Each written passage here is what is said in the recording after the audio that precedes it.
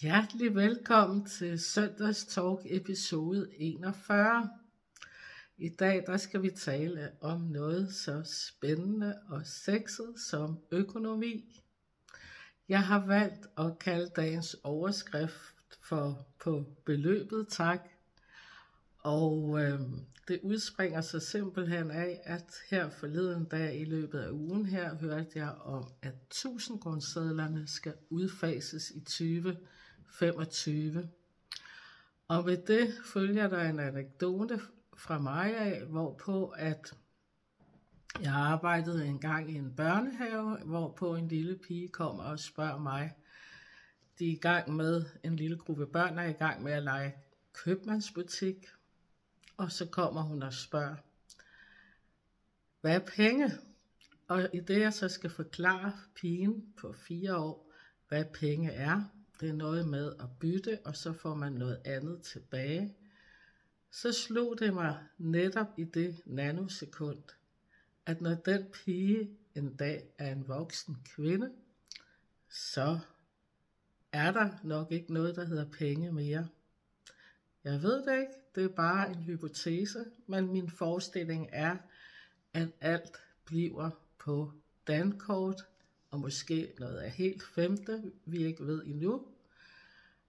Deraf på beløbet tak, fordi det er jo allerede det, vi siger, når vi svinger vores dankort i maskinen, når vi handler ind.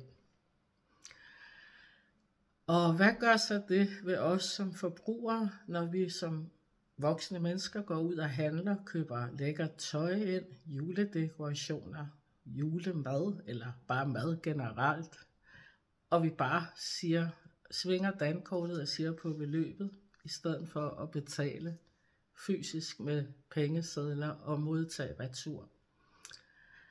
Det gør, at vi får en vis form for lidt fremmedgørelse over for vores økonomi. I hvert fald rent sansemæssigt, og det her regnestykke med, at jeg har betalt noget, nu siger vi, for 87 kroner, og jeg betaler og modtager, hvis det er en 100 kroner, 13 kroner tilbage i min hånd. Så rent kinestetisk, altså i hånden, der mærker jeg, men så har jeg det mindre nu, og lægger det i min tegnebog. Mange ting har ændret sig gennem årenes løb. Nogle vil jo altid være fortaler for, ja, det er så smart det her, og andre igen, måske lidt mere skeptiske. Og jeg prøver bare sådan lige at se det ud fra mit synspunkt. Men i hvert fald er det smart på nogle områder, på beløbet tak, og på andre områder, så er der også det der, at man bliver frarøvet sine sanser, og det næste man så kan spørge om, fordi hjernen også udvikler sig løbende hele tiden, hvordan vil det så ændre sig op i vores hjerne, sådan rent sansemæssigt. Godt, god aften, mit navn er Tanja, og jeg er intuitiv karrierecoach, og jeg hjælper kvindelige, professionelle, introverte med at finde et drømmejob til dem, som de bliver 100% glade for at trives i. Jeg går meget ind for, eller min mission er at skabe bedre trivsel og arbejdsglæde. Og som sagt, aftens emne her handler om privatøkonomi. Og også selvfølgelig coaching, fordi hvad er coaching? Coaching er også et bredt begreb. Så jeg har også valgt at tale lidt ind om, hvordan vores mindset hænger sammen med vores økonomi. Altså, og det vil jeg forsøge at udfolde, hvad er det, jeg mener her i dagens søndagstalk. Men du får lige en anekdote mere. Jeg var i Tivoli tilbage i august måned. Jeg skulle høre en koncert. Jeg kommer hen og skal betale til denne her ekspedient for at komme ind ved indgangen, og jeg har 200 kroner med. Og i det jeg giver hende pengene, så giver der sådan et sæt i hende. Og det, du ved det her med spejlende roller, jeg blev jo også sådan påvirket. Hvorfor reagerer hun sådan, når jeg egentlig bare betaler med en 200 kroner seddel? Og det går op for mig, at hun er simpelthen en ung pige, der er vant til kun at køre dankort og dankort og dankort, som det er i hvert fald min tolkning, som så pludselig får en 200-kroneseddel. Og nu skal man også lige til at regne, og hvad skal jeg have tilbage af penge og så videre. Det gik fint. Det er slet ikke det, men det var tankevækkende for mig, at okay, er vi kommet så langt i udviklingen nu, at det er lidt mærkeligt for nogle yngre at se en almindelig 200-kroneseddel. Også der nu, hvor 1000-kronesedlen skal udfases, så tænker man også, hvad bliver så det næste? Ikke? Godt, altså det bliver meget sådan på beløbet, tak, og det betyder så også, at man ikke rigtig får, mærket efter, hvad har jeg brugt af penge i dag, hvad har jeg brugt af penge i ugens løb, med mindre at du er meget talmindet og går ind og tjekker din netbank hver dag eller hver uge, for at se, hvad du har brugt. Men jeg ser en form for fremmedgørelse i det her med, at så har du ikke den der fornemmelse af, hvad har du brugt af penge, som du havde. Jeg kan ikke lide at sige ordet i gamle dage, fordi i virkeligheden snakker jeg bare 5 år tilbage eller sådan noget. Så ja, rigtig mange fordele med dankort, eller hvad du nu har af kort, masterkort, og så, altså der er jo mange forskellige slags kort, men også en frarøvelse af det her med at have overblik, i hvert fald for nogen, omkring regnskab. Helt grundelementær købmandsregnskab. Indimellem kigger jeg ned, fordi jeg lige har skrevet nogle noter, så jeg har fået det hele med i dag. Jeg har blandt andet skrevet, at som sagt det her med, hvad det mentale har at gøre med økonomi at gøre. Så nu springer jeg lidt mere over til noget coachende redskab, noget omkring lidt eller der kommer lidt terapeutisk ind også, men jeg skal nok love, at det ikke bliver kedeligt, og jeg skal nok gøre det kort. Se, hvad har penge med mindset at gøre, og hvor meget kan du tåle at eje økonomisk? Der er nogle mennesker, der er hammerdygtige til at gå ind til en jobansættelsessamtale og sige, jeg vil have det og det i løn. Og jeg går ikke under det. Det er min grænse, og de er slet ikke til at rokke ved. Andre igen går ind og taler slet ikke om det, fordi det er pinligt, og det kan man ikke være bekendt, og jeg bliver også lige nødt til at vise mit værd, før jeg overhovedet tør tale ind omkring min løn, eller en lønforhøjelse.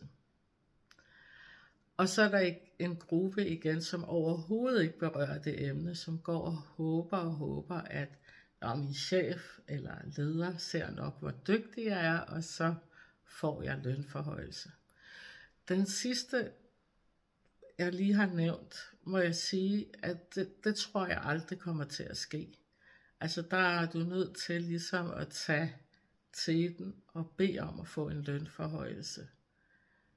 Og man kan også undre sig over, hvorfor er det så nemt som den første kategori, der bare går ind og siger, at jeg skal have det og det i løn. Andre igen, de håber sådan på at blive kaldt ind for en lønforhøjelse, og det sker så godt som aldrig. Og det tillader jeg mig at sige, fordi jeg har arbejdet mange år inden for det offentlige, og det er lige meget om det offentlige eller det private, det er ikke det. Men jeg har aldrig hørt noget omkring, at alle skal stige i løn. Jeg har kun hørt om, at der skal spares. Jeg ved ikke, hvordan med dig, om du har hørt, at det her år har vi haft så meget overskud økonomisk, så nu skal I alle have en stor lønforhøjelse. Nå, men hvorom alting er, så vil jeg gerne tilbage igen til det her med, hvorfor er det, at den første kan gå ind og sige, jeg vil have så meget i løn, og jeg går ikke under. Det er jo fordi, at hun eller han ejer selvværdet, der skal til, for at kunne få det, han eller hun er værd. Med andre ord, personen ved, hvad personen er værd. Og har også, hvad kan man sige, går også op i økonomi, og det er jo også sundt nok, kan man sige. Hvor den anden, der aldrig beder om noget, eller dårligt påtaler det, ja, der kan være noget med selvværdet der også. Eller det vil jeg næsten påstå, der er. Og det er også lidt interessant at dykke ned igen i mindset. Hvor meget er du værd? Hvad føler du er værd? Lad os sige, at du skal til en lønforhandling i morgen eller i overmorgen. Hvad vil du gå ind og præsentere på bordet? Hvad kan du? Hvad er du værd? Her vil nogen sige, ups, den har jeg ikke tænkt over, men så tag den med dig i dag og lav den som øvelse. Hvad er du værd? Hvad er det, du gør specifikt på dit job, som gør, at du er værdig til at få den her lønstigning? Godt. Tilbage til, hvad hænger økonomi med mindset at gøre? Der vil jeg dykke tilbage til din barndom, til din ungdom, den måde, du voksede op på. Hvad var der i din familie, allernærmeste familie, af normer og værdier? Nu snakker jeg personlige værdier, men også af økonomi. Var det sådan, at du altid hørte, der skal spares, der er ikke råd til det her, der er heller ikke råd til det her? Altså var det ligesom grundtonen op igennem dit opvækst? Og hvis du genkender til det her, ja, det var det faktisk. Jeg vil gerne billedgøre det med et julekatalog. Forleden dag, da jeg skulle rydde op i postkassen, der var der sådan et legetøjskatalog. Og jeg ved ikke, om du husker som barn, man bladrede i det, jeg ønsker mig det, og jeg ønsker mig det, og jeg ønsker mig det. Og der var måske, for nogen var der råd til det i familier, og for andre familier, det var der desværre ikke råd til. Jeg koncentrerer mig lige nu om der, hvor der ikke var råd til det. Hvad tror du, der sker med sådan et menneske, når det vokser op? Altså ubevidst mindset. Der sker lige nøjagtigt det, at man ikke føler, at man er værd. Nu hopper jeg så op til det eksempel med en lønforhøjelse. Det er slet ikke inde i den persons tanker, fordi normsættet, værdierne, den private økonomi har været meget lav standard, hvis man kan sige det sådan. Så er det jo det, du bærer med ind som voksen. Så derfor så hænger økonomi, løn, mentalitet sammen. Og måske skal jeg forklare det på en anden måde. Du ved, toppen af isbjerget er bevidst. Isbjerget under overfladen er ubevidst. Det er Freud, der har lavet det her med det bevidste og det ubevidste. Og du går jo ikke rundt som voksen og tænker på, hvordan det var, da du var barn. Var der plads til en masse legetøj, gavmildhed, eller gik du og fik at vide hele tiden, der skulle spares og vendes hver en krone? Så rent ubevidst, 9/10 kan du gå rundt som voksen og føle, jeg må spare, og jeg må spinke, og jeg må passe på, og dit, du, dat. Altså være meget nidkær, det er måske et dumt ord at bruge, men påpasselig med din økonomi. Og igen, oven på det, kan du også have det sådan, at du ikke føler, at du er mere værd. Jeg bliver nødt til lige, der var en, der lige. Jeg håber, du er på endnu. Godt. Det var fordi, der lige var en, der ringede til mig. Sådan kan det gå. Nej, men så man kan have det her begrænsede mindset. Men nu kommer jeg til den gode nyhed. Det her begrænsede mindset kan du rent faktisk arbejde med. Ja, så du kan ændre det til, at hvis du går og føler, at hvorfor har jeg ikke nok penge, hvorfor er det altid så dyrt op til jul og alt det her, så kan du arbejde med det her mindset, sådan at det kaldes også for pengeblokeringer, sådan så du åbner op for, at jo, du må godt få mere i løn, du må gerne have flere penge til dig selv hver måned. Arbejd med det helt indenfra, sådan at du ejer det, og du ejer dig selv, og du bliver autentisk, og når du laver det indre arbejde, som jeg også plejer at sige, så får du også ydre succes. Og det er der, jeg vil have dig hen, at være det her autentiske menneske, som har værdighed og kan træde frem i karakter. Ja, jeg håber det her det giver mening. Og ellers så spørger du bare, skriv i kommentaren, og skriv til mig på min mail. Men nok om det. Nu skal vi have en julekonkurrence, og jeg synes det er spændende, fordi at det næste søndag er det sidste advent, og derfor udskriver jeg en julekonkurrence nu, hvorpå du kan vinde en coaching session med mig, og det foregår online, så det betyder, at det gør ikke noget, hvorhen i Danmark du bor, eller i verden for den sags skyld. Men det foregår på dansk. Det kunne også være engelsk, men som udgangspunkt dansk. Samtalen. Og den har en værdi af 900 kroner, og det er, ja, og du kan komme ret langt bare på sådan en times coaching, støttende samtale. Jeg vil lige sige, at præmien kan ikke ombyttes, på ingen måde ombyttes til kontanter, men du har så den glæde og fornøjelse af at tale med mig en times tid, med en udfordring du sidder i lige nu og her, som du gerne vil tale om eller få løst.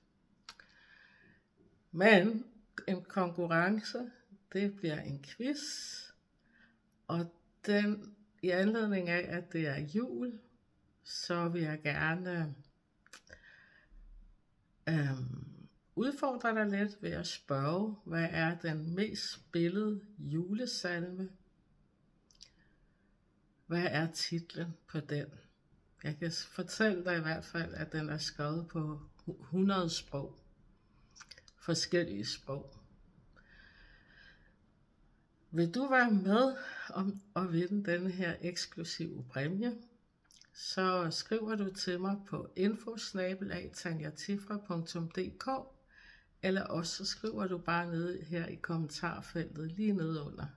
Så trækker jeg lod, og det må blive onsdag, skal I se, den 20. december, jeg trækker lod, og vinderen får besked klokken 20, altså klokken 8 om aftenen. Så det var lige en lille ekstra ting, jeg havde lyst til at trække op af ærmet.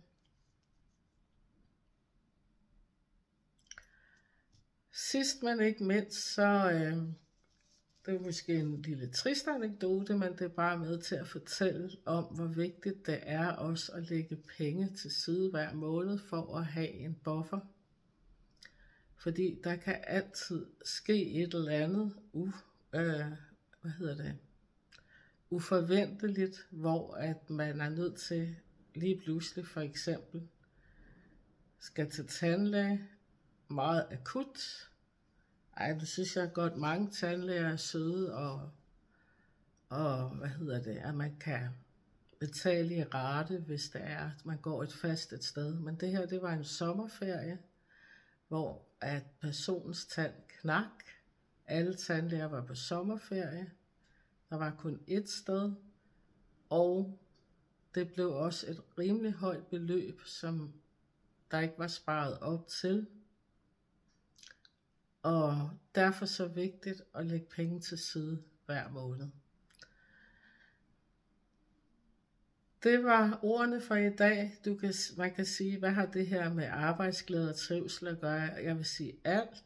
Hvis du er den, der vinder en coaching session, og måske er svært ved at bede om lønforhøjelse, jamen så kunne det være det, vi kunne tage fat om i samtalen.